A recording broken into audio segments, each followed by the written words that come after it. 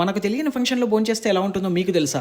నాకు తెలియదు. ఈ వీడియోలో చూద్దాం రండి. హే గైస్, సరదాగా నేను మా ఫ్రెండ్ బయట తిరుగుతుంటే ఒక వీధిలో గృహప్రవేశం జరుగుతుందని అక్కడ మటన్ పెడుతున్నారని తెలిసింది. ఇక ఆగుతామా చెప్పండి? నేను మా ఫ్రెండ్ మాత్రమే పోతే బాగోదని మిగిలిన ఇద్దరిని కూడా పిలవడం జరిగింది. మేము వెళ్ళగానే ఎవరు మీరు అని ఒక్క మాట కూడా అడగకుండా రండి రండి కూర్చోండి అని అయితే కూర్చోబెట్టేశారు. మా ఫ్రెండ్ గారు అయితే ఇద్దరు ఒక సైడ్ కూర్చుందాం, డౌట్ రాదు అన్నాడు. నేను ఊరుకుంటానా చెప్పండి? దొరికిపోతే అందరం దొరికిపోవాల్సిందే అని చెప్పి అందరినీ ఒకే రోల్ అయితే కూర్చోబెట్టేశా. ఇక భోజనాలు వడ్డించడం అయితే స్టార్ట్ చేసేశారు. మేమైతే బిక్కు బిక్కుమంటూ భయపడుతూ కూడా కడుపు నిండా తినేసాం భయ్య. ఏ మాట కామాట భోజనాలు అయితే అదిరిపోయాయి అంతే. నా పక్కనే కూర్చున్న మా రాముగాడు అయితే రెండోసారి కర్రీ అడిగితే డౌట్ వస్తుందేమోనని నా ప్లేట్ లో కర్రీ ఎత్తేసాడు మావా. భోజనాలు కంప్లీట్ అయ్యాక డౌట్ రాకుండా ఇంటికి వెళ్ళిపోదాం అనుకుంటే ఈ కారు బురదలో బ్లాక్ అయిపోయి రోడ్డు మొత్తం బ్లాక్ చేసి మమ్మల్ని కూడా బ్లాక్ చేసేసింది మావా. పాపం బురద దెబ్బకి తెల్లగా ఉన్న ఈ కారు ఇలా ఎర్రగా మారిపోయింది మావా. పాప మా అన్న అయితే తొగుతానే ఉన్నాడు, వాళ్ళు తోస్తానే ఉన్నారు, కానీ ఆ కారు మాత్రం కదలడమే లేదు మావా. ఇక అక్కడి నుంచి బయలుదేరి ఇంటికి వెళ్తుంటే మా ఫ్రెండ్ గాడు ఫంక్షన్ లో తిన్న ముక్కలు సరిపోనట్టు చికెన్ షాప్ దగ్గర బండి ఆపి మళ్ళీ కిలో చికెన్ తీసుకెళ్తున్నాడు మావా ఇంటికి.